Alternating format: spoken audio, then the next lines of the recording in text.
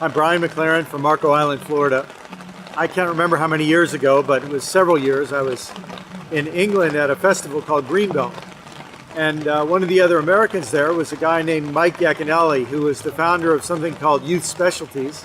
And his wife, Carla, and Mike and I were sitting around late one night, having a drink and talking about what a great experience it was for some Americans to be at this British festival of faith, justice, and art.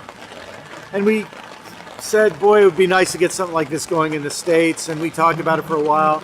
And then this kind of moment came where we said, you know what, we're waiting for somebody else. Maybe we could make this happen. And I can't remember if we raised a glass or what we did, but we basically said, we're in, let's make this thing happen. And so I think we all meant it. We were all really sincere. It wasn't more than a couple months later when Mike sadly and tragically passed away. And in the weeks and months after, Carla kept that commitment going to see something like this happen in the U.S. I've had the chance to join along and be an enthusiastic supporter of this great adventure.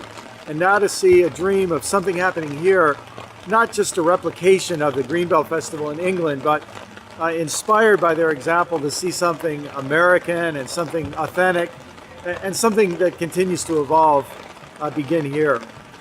Yesterday I was walking along. As you can tell, we've had some rain this year, and I saw a mom standing at the side of the road. There's a big mud puddle, and two of her kids were having about as much fun as two kids can have, jumping and splashing and dipping their heads in the mud, and they were just a mess. And the mother was just looking on thinking, if there's one place in the world where some kids can splash in a mud puddle, it would be here.